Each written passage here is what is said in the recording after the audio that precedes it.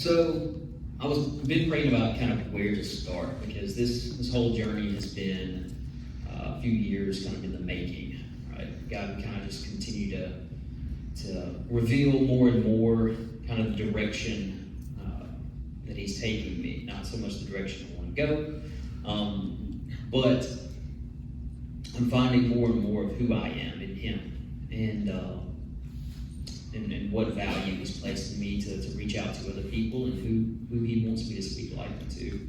And so with that being said, I'm going to start about maybe almost 2 years ago. God had allowed me to go through this wilderness time in my life where I was just probably the worst place I've ever felt like I was in. I felt completely separated from God. I felt like, just from a visual standpoint, I was in a cornfield, right? I don't know if you can relate to this, but in the cornfield, all the stalks are taller than you are. You can't really have any perspective whatsoever.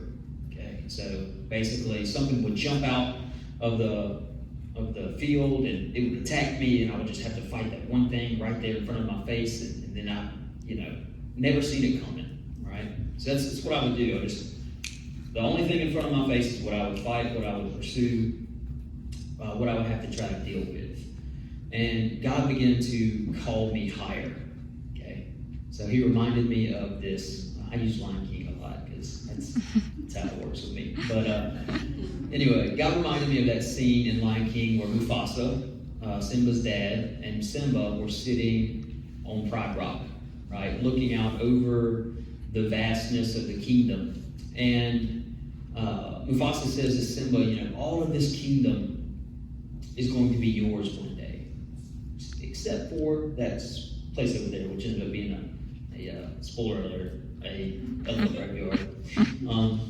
But anyway, so God was beginning to speak into me in that moment. When you have perspective of the kingdom through His eyes, you can see what's coming.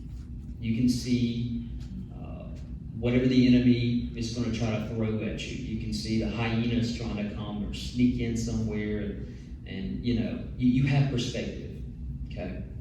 But if you're just sitting down inside of the valley, you're in the wilderness, and things are just popping out, and you just stay vulnerable.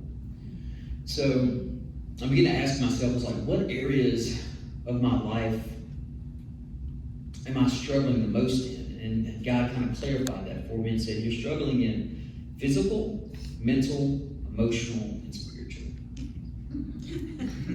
So every single aspect of life, okay? And so He had me do this. He had me write down in my journal those as kind of little bar marks, right? So physical, mental, emotional, spiritual. And He would say, just write down how you did today in these particular areas. And He began to show me that those are the same areas that Jesus was tempted in His own wilderness, right? And so where I was in a place where I didn't know how to pray, I felt completely separated from God, I began to see the areas where I could say, okay, I didn't do that well yesterday in this area. Well, now I know how to pray. Or maybe I did great in this area today. Well, now I know how to praise, right? And so it kind of gave me this ability to take the power away from the things that I felt were trying to control my life and trying to influence me, and begin to kind of shape things in the way that God wanted me to shape them. So, meaning that when I write those things down, and I pray about it, or I praise God about it, I'm actually surrendering those things to the Lord and allowing Him to say, okay, well, this is your next step. You've been really struggling in this area. I'm going to show you a strategy to get out of that, right? And so my immediate thought, whenever God gave me this strategy, I called it From the Rock journaling thing. And I've got so many people that can benefit from this. I wasn't even thinking about myself. I was like, I got so many people that can benefit from this, and I wanted to get it out, but God was like, no, you need to walk through this first, because you need freedom, and you need to allow me to pour into you before you go and pour into other people. And so I feel like that's where this kind of all started was, I needed clarity in my own life before I can figure out where the Lord was going to take me next, okay, or who he was going to have me pursue. So I began to realize that I had a ton of different directions that I was making myself available. I had a lot on my plate, a lot of stuff that wasn't from the Lord. It was a good idea, but not a God idea, right? And so I began to narrow things down and ask God, what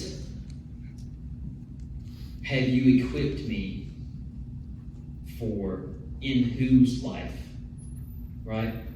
And so I had been training, co-ed, male and female, no problem, you know what I mean? But I've started to realize really quickly that I have no idea how to speak into a female's life.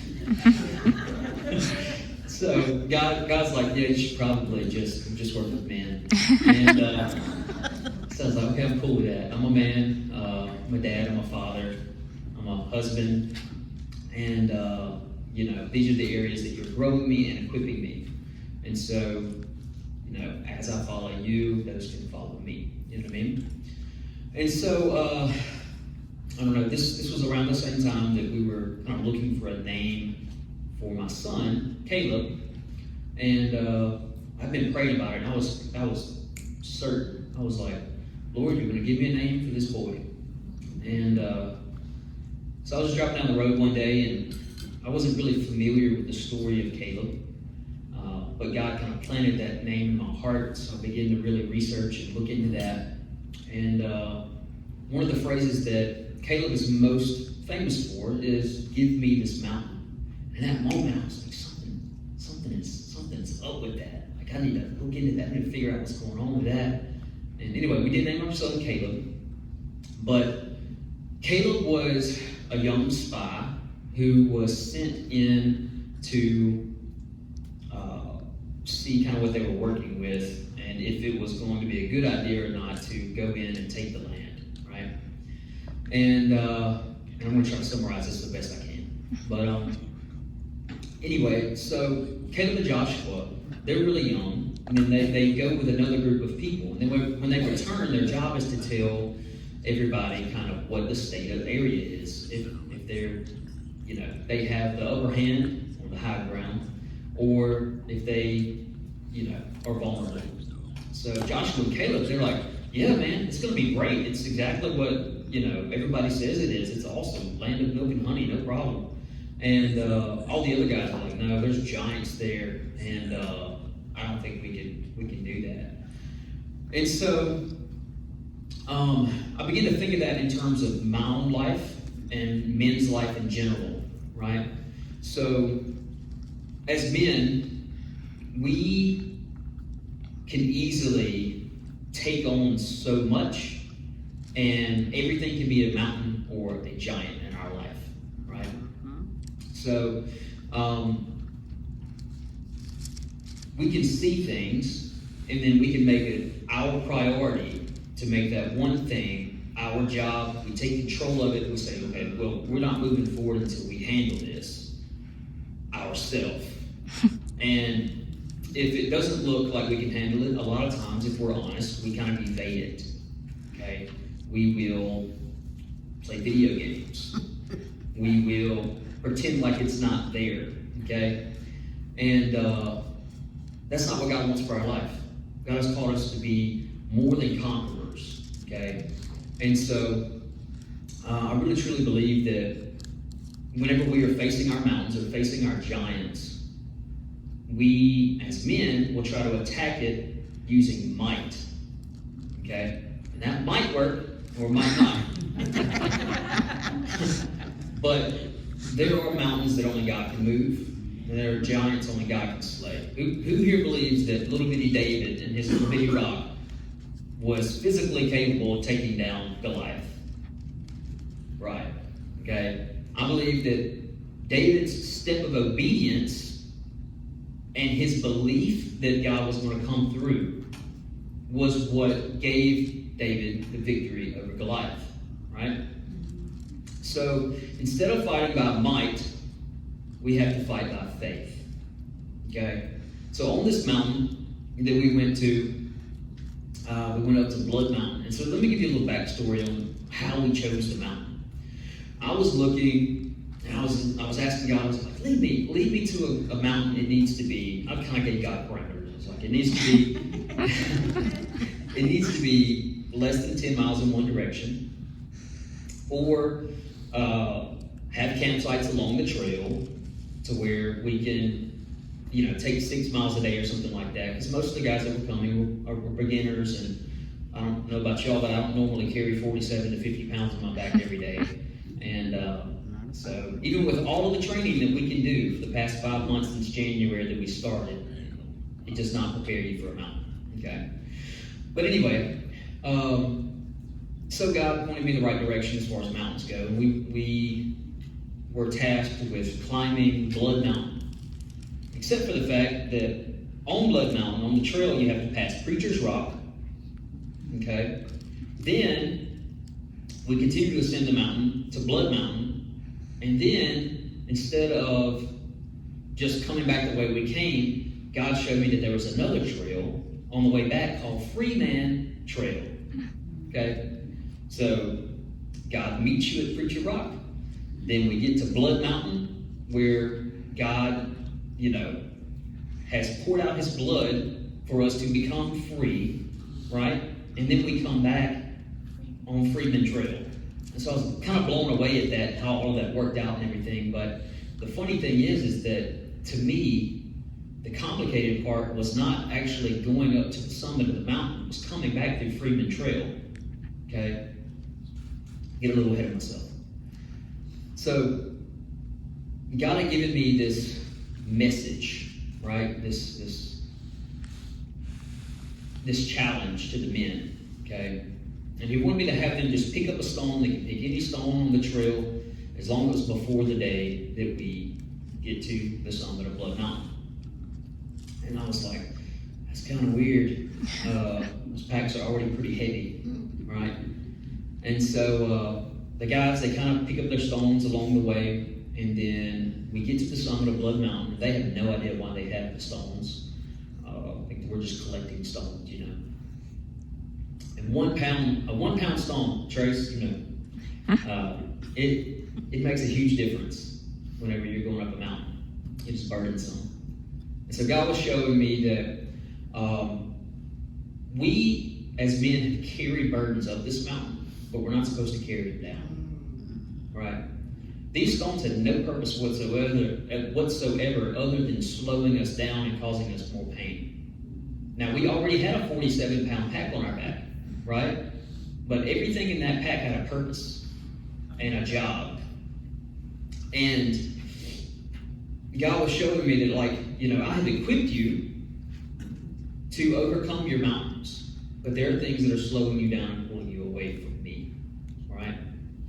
And so, the night before we got to the summit, I may be all over the place, I'm sorry, this is how my brain works. But the night before the summit, we were at camp, and we decided that we was going to make a bushcraft cross, right? It turned out pretty awesome. I liked it.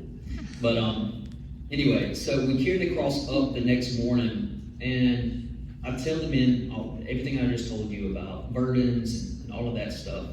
And I gave them a choice you can take this burden back down the mountain with you into your regular life, and it can affect you in your workplace, in your family life. It can slow you down, it can keep you away from the Lord. Or you can throw it off the mountain, which I don't think we were supposed to do. They put a stone at the bottom of the cross, right, at the foot of the cross. They put their burden at the foot of the cross, and I don't think there's a much better example of what we should do in our everyday walk is to lay those burdens down at the foot of the cross and leave them there. Now, coming back through Freeman Trail, heading back down the mountain, it was more technical, more difficult than the entire ascent up to Blood Mountain.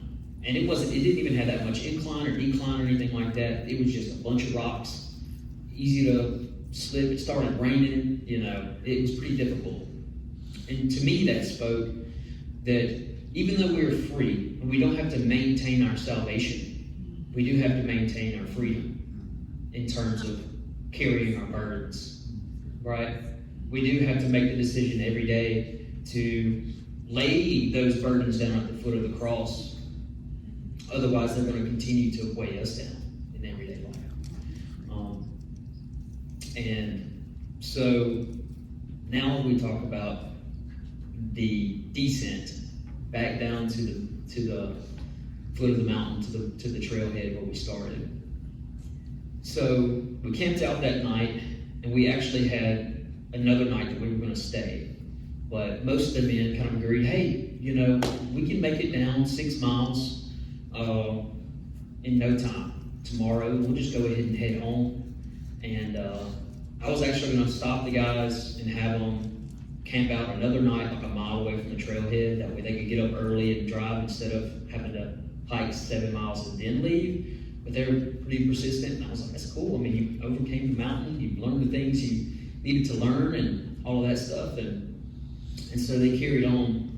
And I'm gonna let whoever wants to give their testimony here shortly. But what happened next kind of blew my mind. So there's this outpost that we went to called Mountain Crossing, right? So when we come down the summit of the mountain, we stopped at this outpost. It was just really close to the road and everything. And we met this guy named Ian, right? And Ian was going to hike the entire 2,200 something miles of the Appalachian Trail. To give y'all perspective, that's all the way in Maine. And so we met him. He was carrying just a school backpack full of his stuff, and he had 10 to 15 pound 2-man Coleman tent from Walmart in his other hand. And so as he's hiking these trails, he would just switch hands and he'd get tired, he'd stop, but he was averaging about 10 to 15 miles a day, okay? Which is really good. But so we met him short enough to get his name and talk for a second and stuff like that, and give high fives and stuff, and then we left and we got back down to the trailhead and everything was over. Me and Trace were going to just find another place to camp and everything and just kind of hang out another night and come back down on the scheduled day. But we really began to feel the pull of the Holy Spirit towards Ian. And we're like, this guy's probably 15 to 30 miles ahead on the trail right now. How do we even find Ian if we want to? And so we went into town, we grabbed a bite to eat from Subway, and it was delicious. And Trace bought a small Bible, just in case. We figured, hey, if we can't find Ian, we'll be able to bless somebody. Okay. So we get back up to the outpost. We actually drove there this time instead of hiked, which would have been ridiculous. And Ian wasn't there. Sometimes hikers take what we call 0 days, where they don't actually hike any that day, they just rest. He carried on. So it was raining pretty bad, so I pulled my phone out and I was like, God, lead us straight to Ian. And so I found a spot where it looked like it was about 10 to 15 miles up the trail, and I dropped a pin, and we drove to that spot. Well, it turns out that spot was only 6 miles up the trail, not 15 like I thought. And, so we stopped at where the pin dropped, and it was a little parking lot where you could get onto the trail, but the trail wasn't crossing the road. That's going to be important in a second. So we start to put on our rain gear and stuff, and we realize that the terrain at this particular part is absolutely ridiculous. It's pretty much straight down in both directions, and we're like, this looks kind of dangerous. And so rain started coming down pretty heavy, and we decided, hey, we're going to go ahead and get back in the van. It was a good try. And so I think it was Trace that mentioned, hey, there's another parking lot right up the road right here. So we go to it stops raining. Okay.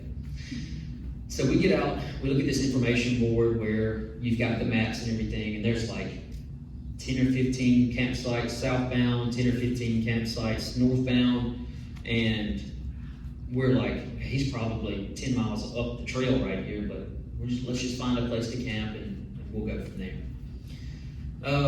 So we did. We went up the trail southbound. Chill.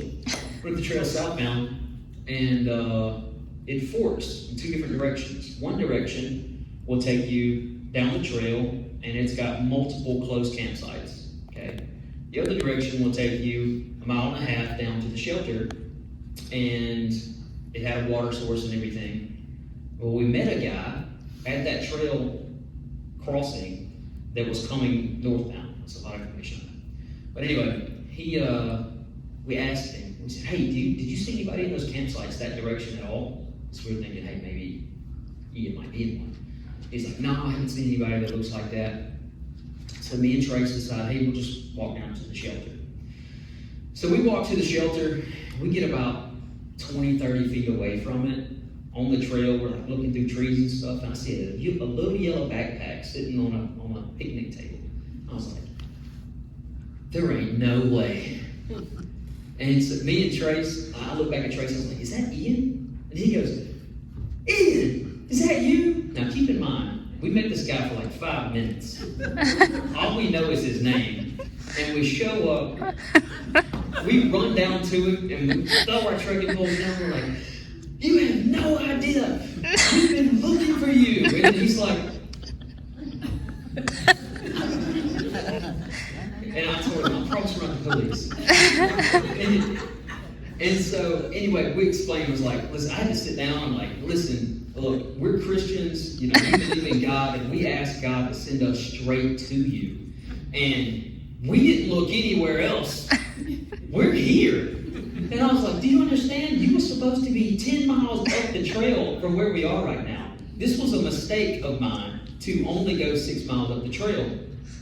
And I was like, I still can't even wrap my head around it. Like, we were walking back down, like the next day, we were walking back, and I was just thinking, I was like, this is impossible. I don't understand what's going on here. I can't believe that this actually happened. In my head, I'm like, I'm still trying to convince myself that it's real life and I'm not dreaming. Anyway, so we ministered to him that night. We get his contact information. And our goal was to equip him for his journey. And so we, starting the Men Over Mountain Project, we wanted to raise the money for the men to be able to not have finances be a barrier for them to go, right? Because it's about $450 to $500 per person just for their base gear, okay? So God raised all of that money. We were fully funded for all of the gear that we needed, and which is a blessing. Thank you to all of y'all who contributed to that. And so I was like, the cup is pouring over. And so it was something we didn't have to buy out of our own pocket. We wasn't hurting or anything like that. Trace put all of his gear into my backpack, and we gave this guy a backpack, gave him a tent, gave him a sleeping bag, 4 days worth of food, and some trekking poles, and like, we got his contact information if he needed a lifeline, how can we pray for you, and stuff like that. But so there's this tiny old guy, and he was with his grandson. And he talked a lot. He was 65, just retired, and he talked to everybody just so much, and nobody really wanted to talk to him because he just kept going on and on. And I talked to him. He kept giving me hints and tricks, about packing. Cool. And he kept questioning my bag. He's like, you can't do that, especially going to Maine. He's like, well, by the time you reach Neal's Gap, somewhere around there, you'll find somebody that'll probably either be done with a hike or whatever and might help you out with a bag. Wow. Here you are in the middle, in a 1.2 mile away from the trail. And 20 miles away from where we were going to be. Yeah. That's amazing. That's crazy. And the guy didn't know how to build a fire. He didn't know how to procure wood, what kind of wood that he needed. and just a couple other different things that you would want to know if you were taking a 2,200 mile journey through the woods, And so God gave us an opportunity. I'm an Eagle Scout, and he's a bushcraft master. And, to really speak into this man's life and equip him with some things that he might not have known about. And so, like, me and Trace on the way home were like, I just don't understand. God is so good. And so for me, personally, the hike itself physically was brutal. It was a lot worse than I thought it was going to be. I didn't say a whole lot because I'm supposed to be the leader. And I prepared for it pretty well.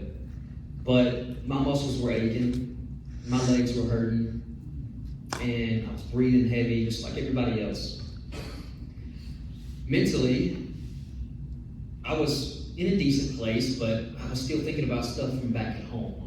Stuff I gotta handle. I was on my trip and everything. I was on the trail, just thinking about home. And as I was hiking up the trail, I realized that everything started becoming clearer. What matters? What doesn't matter?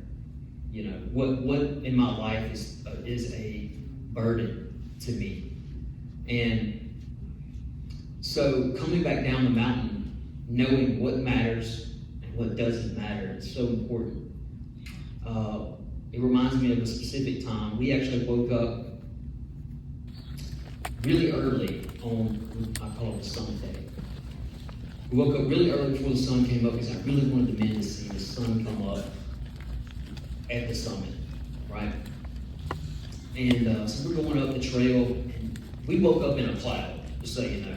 So, I was breathing humidity. And we're hiking up the trail and everything, and it's real dark, and it's more brutal when you can't see your next step, just so you know. But we get to the top, and I'm like, man, it's just so foggy. Like, I just don't think we're going to be able to see the sun come up or anything. And then the light began to show, and the clouds begin to clear. Okay? That's like a physical expression of what I feel like Lord did in my life on this particular trip. Is it gave me a lot of clarity in where I've been, where I am, and where I'm going. And with that being said, I'm going to give the opportunity to any of the other guys that want to come up and give a little bit of testimony, give me a thumbs up or a hand raise or whatever if you're down. I told you I would.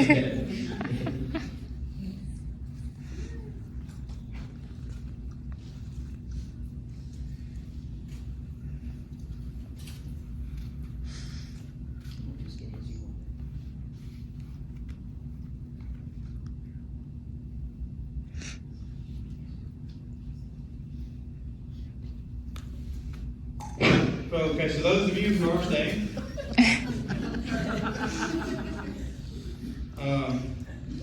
it was an awesome experience. First and foremost, I'm going to go ahead and tell you on that. I was not prepared physically, so if you're going to do this, do everything your coach tells you to do. So yeah, they started this out in January, and I was like, I want to do this. Fine, I'm going to do it. I even tried to get out of it once. I was like, no, I guess I'm not going to do it. So I'm going. But I don't want to work out. I have a physically demanding job, and I go to work, and I drill holes in the earth for a living, and I come home, hey, I want to work out. Do it anyway. So fast forward, we get to the trailhead, because, I told Dalton, I said, no, I'm trying to slow y'all down. I'm telling y'all, I'm going to be the slowest one up there. He's like, that's okay, you got this, let's go. All right. We get to the trailhead. I'm going to go ahead and paint this picture. We get to the trailhead, and I strap this pack on, and I'm just like, because before this, let me back up a little bit. Before this, I'm like, what am I doing? I'm about to hike up on a mountain. What am I doing? It's too late now. So we get there, strap this pack on, and this pack does this. Literally almost fell over. I was like, okay, it's too late now. So we get to going, and the first night was we did just a mile up the trail, just about a mile up the trail, And this thing was already heavy, and I was like, I'm gonna die. I'm gonna die on this thing. And we went to first camp. That was awesome. Can we go into detail the next one? Like how I got my name?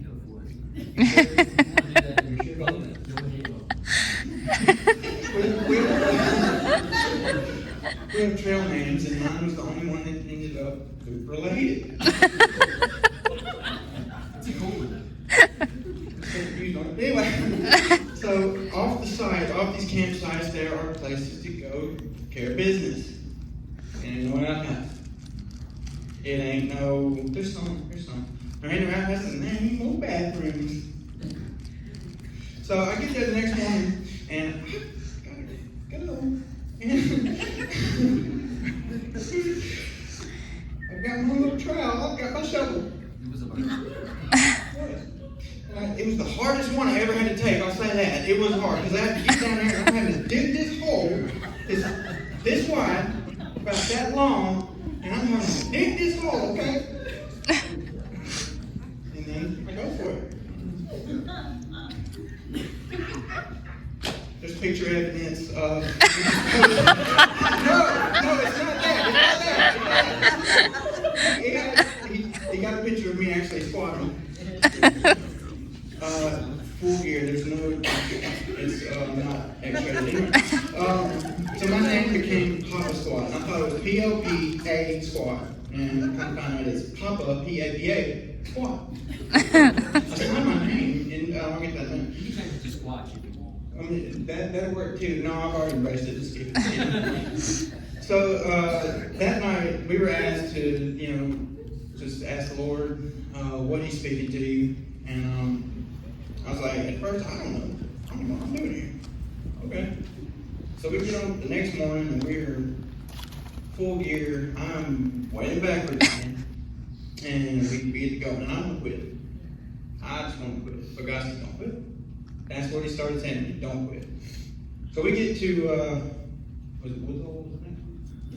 Woods Hole was the next campsite, and we get to the front part of it that's right there on the trail, and we sit down, and Dalton and Trace go ahead to the actual shelter down there, which is about half a mile down there. And I was like, let's just camp right here, because my shoulders are killing me, so are my sides. I am just right here. I did. And they called somebody, and they said, come on down. And I was like, oh my God. So I strapped this thing back on my shoulders, and I'm doing this again. And I'm walking down that half mile, and in my mind, I'm like, what the? That was a good campsite right there. So we get down there, and it was a really cool little campsite. My shoulders are killing me at this point, and I'm just like ready to quit again. The guy says, don't quit. And then I make my camp, my tent, and everything, and come to find out I put mine on a hill. So I'm rolling in my food. And so the night passed, really dumb, and early that morning I hear cock-a-doodle-doo. It sounded like a rooster identified as Dalton. God, and then like reality kind of set on me because I had to get in the middle of the night and go to the bathroom and pitch black. I had to go pee in the middle of the night and it's pitch black, and I'm like, there's bears around. I'm like, oh my gosh, so I put this little light on or whatever. Anyway, by this point in time, it's still dark. It's still pitch black out there, and we're about to go with this. We're about to keep going. And I'm like, oh my gosh, this guy's insane. We're gonna die. So we got everything packed up. We're going up the trail, and I don't know what it was. Going up was not the hard part for me. It was going down. But going up, we were about to hit the summit, and I found myself out front. Where did that came from? I don't know, but I'm trucking. I'm getting it. We are getting up there. And we finally get to the summit. I see this little shack up there. It's one of the most cool-looking little shelters I've ever seen. And then Tom says, well, we made it, guys. We're at the summit. I was like, cool. There's a big rock right here. Some rocks over here. I can't hardly see anything. It's cloudy. It's cloudy. Everyone's taking their gear off, and I'm like, oh, thank God. And we get up on the mountain. And this entire time, keep in mind, God's telling me, don't quit. Keep going. Which is really hard, because I'm not physically we get up there, and the one that stood out to me was there's clouds on top of this rock, and then there's the valley below, and then there's this clear sky above. You cannot see that unless you're at that altitude. And I was in tears. I was like, that's the beauty of God right there, y'all. Like, I just can't explain it. Pictures don't do it justice, y'all. Anyway, God's basically said, Ryan, I got you. So anyway, we eat breakfast up there. I had some oatmeal and a tortilla, I think. So we're headed to the outpost. There's pizza. Pizza on this outpost. Some good pizza. So we're getting ready to go, and I'm strapped this thing back on. Here we go again. And we get down to the outpost, and God's still telling me trying to get there. He's still telling me don't quit. You can ask Dalton. I was ready to quit. Going downhill, worked my calves extremely hard. And thanks for that trailer pulls, by the way. That really helped. We get to the outpost, and I look over at Jeremy, and I'm like, hey, man, I wonder if he'd be mad if I call an Uber. Everything what you got? I'm ready to go. I did go to 16 miles all the way. Yeah. But it's 10 on the trip. Yeah. So it's a pretty cool outpost. I was going to buy some stuff, and but then I was like, oh, wait, no, I got to pack this crap back out of here. That's about it. So we had the pizza. I have a headache at this point. I was really dehydrated. Drink a lot of water if you're gonna do this. And I was just done. And it's time to go again. So we strap back up and we're heading back up. And y'all, Raymond Trail ain't no joke. Like he said, it's no joke. And there I was ready to quit again. And God still told me, Brian, don't quit. And thank God there was just a hint of signal, because thank you, Rachel, because he kept me my sanity. That last night I spent up there, oh my gosh, yeah, Jeremy saw the cry. y'all weren't there. Right. She is a blessing, y'all. She is a blessing. But what the Lord was telling me was, don't quit. And so I was one of the guys that, of course, as you know, I went home a little bit early. Because I was like, well, we're at the trailhead, I'm going home. Ready to go. And we get home, slept in my bed for the first time in several nights. And I got to tell y'all, I went from going to the beach just a few days early, and I'm hiking up a mountain. What the heck is wrong with me? See the summit. Well, we get home, and reality hits. It's like the enemy's just waiting for me with a baseball bat. He's sitting there trying to wear me out. Gas prices just jumped up $4.19 a gallon. Anybody that drives a truck or SUV, you know my pain. Everything is in the grocery store is going up. I went and bought just some stuff for lunch, cost me $50. And the enemy's wearing me out with a baseball bat. It's just like, hey, look at this. Look at that. Hey, you weren't prepared for that, were you? You weren't prepared. And then God says, Brian, what are you doing? Stop letting the enemy distract you with this and look at me. I'm going to put gas in your tank. I'm going to put food in your belly. I got you. Just like when he said, I got to the summit. Brian, I got you. Don't quit. Don't quit. So that's my story of the mountain, and I'm going to turn it back over here before I... Don't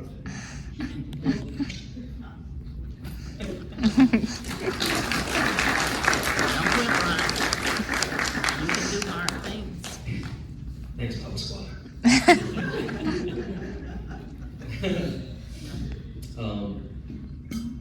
Yeah, so I don't want to leave anybody out. Anybody wants to?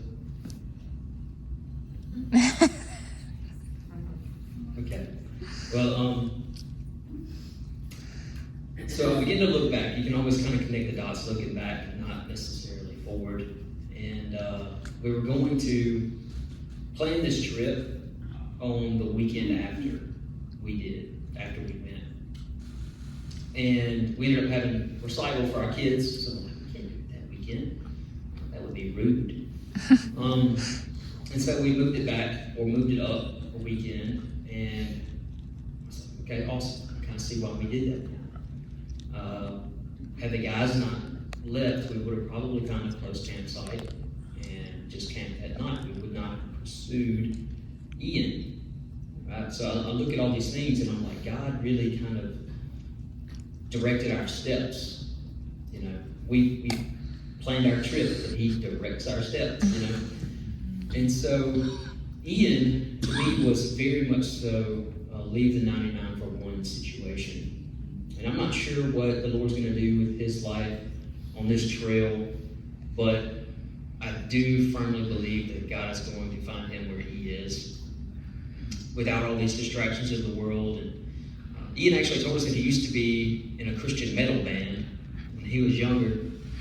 And I'm not sure if God's kind of calling him back to his first love or what that looks like for him. But I'm just thankful for all the guys that went, all the memories we have now, the closer relationships we have now, and kind of where the Lord's going to lead in the future.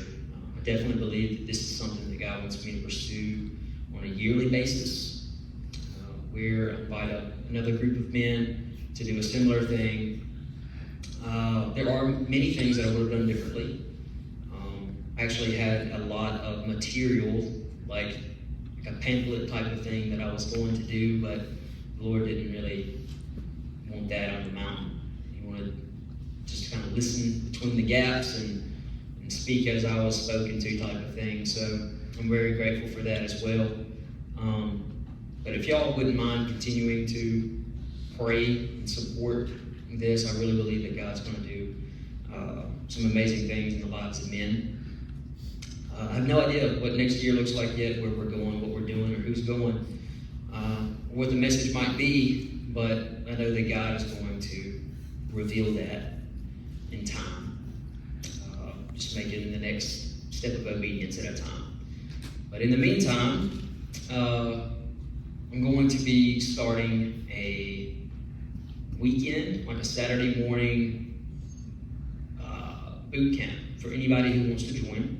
It's going to be called Saturday Summits, and it'll be early morning, so it'll be like 6:30 to 9, something like that, and it won't be but 15 to 20 minute workouts, but you'll get your morning going pretty well. There'll be devotions and prayer and things like that, so if you want to join, come on. There will be a $5 admission, but $5 for a workout, I think it's not too bad of a deal. That's just going to go towards continuing on whatever God has planned for the future. It's going to go into the business and help that grow. But yeah, thanks again. I love y'all. It really means a lot to me that all of this really fell into place and God had favor over just everything. So anyway, I'm going to hand it back off the track.